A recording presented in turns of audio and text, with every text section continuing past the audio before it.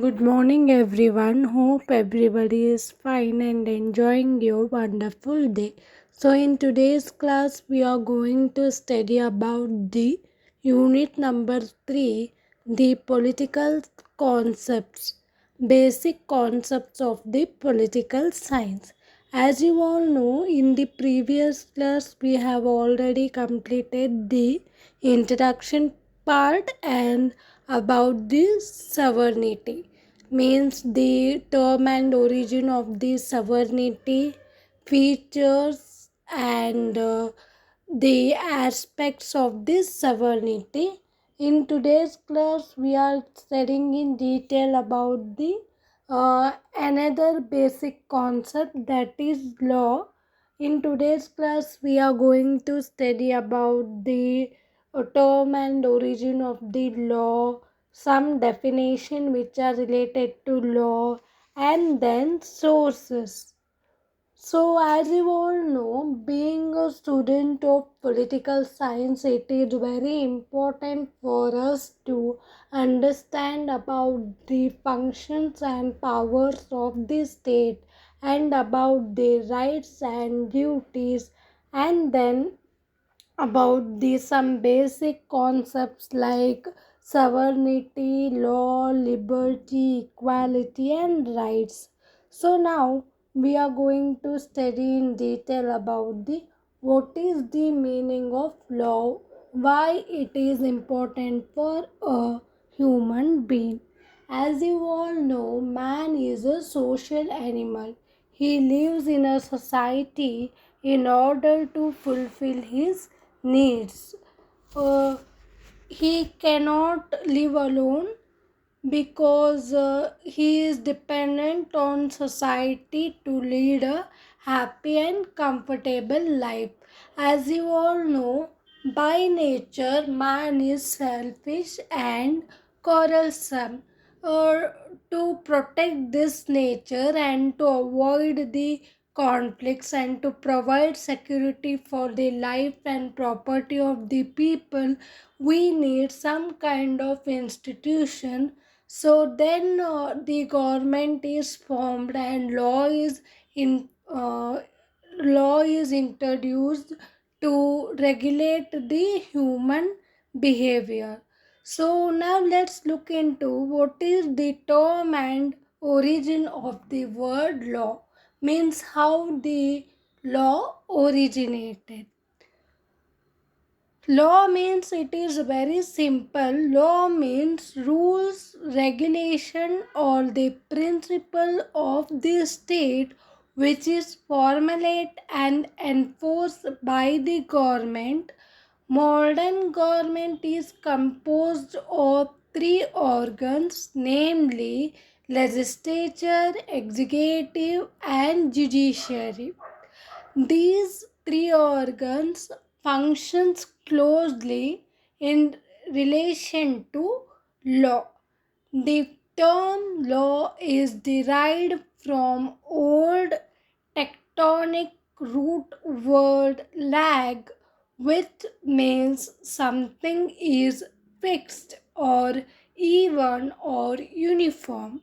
Thus, law is uniform set of rules and regulations which are enforced by the state.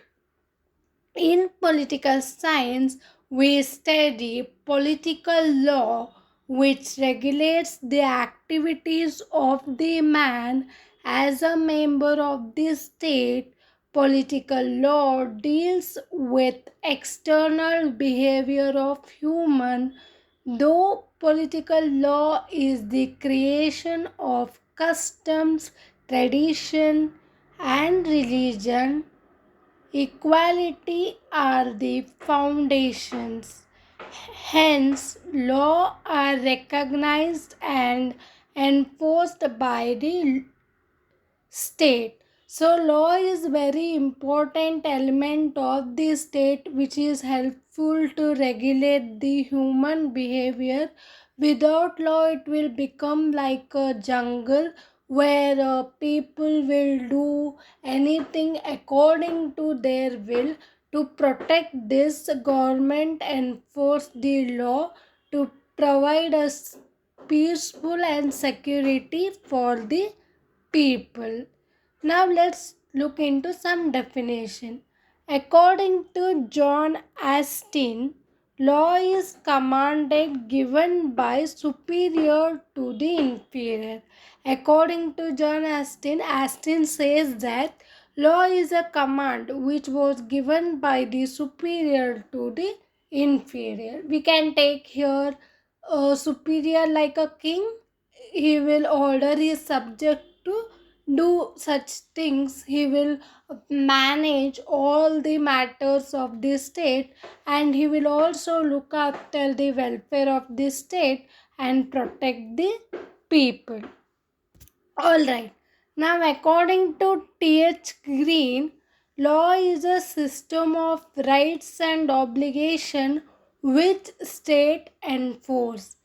T.H. Green says that law is a system of rights and obligation, means rights and duties which state will give to the people to perform something, that is called as law according to T.H. Green.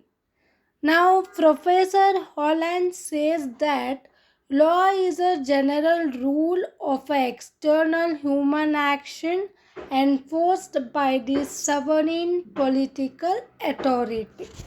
Now, let's look into the meaning of the law. Law is a rule made by the state to control human behavior, and it is also an important element of the state without which the state will lead into an anarchy. Now, what is the meaning of law? It is a body of rules which are made to control the state. Then what all law includes? Law includes acts, degree, justice, morality, and so on. Now let's look into the features of the law. Law is uniform, means it will apply on everybody. And according to Article 14, all are equal before law. Whether a rich commits a mistake, whether a poor commits a mistake, both will get the same punishment. Principle of justice, principle of natural justice. As I said you earlier, in nature has created everybody equally. So there will be always, everybody has a rights to get a justice.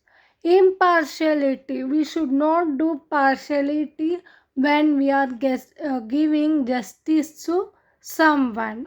It is territorial. The law is made by one government, is applicable only to that particular territory, so it is called as territorial law. And it is universal. Next one, fifth point, because we can see the concept of law everywhere, and it is definite. Next, it is dynamic. As the time changes, the law also changes according to the situations in the society. Next up, if somebody violates the law, they will definitely get the punishment. Next, it is the protection of the peace of the society. So now sources of law, there are four sources. First one, custom. Second one, religion. Third one, legislature. Fourth one, precedent, which means law made by the judge. Now, what are the importance of law then? In that first one, law brings equality. Second one, law brings security. Third one, law maintains peace and order. Fourth one, law controls behavior of the people. Fifth one, law is dynamic. So we'll end this section here. I hope you have understood today's concept. I have tried my level best to make it short and simple. In tomorrow's class, we are going to study the different kinds of the law. So see you all tomorrow.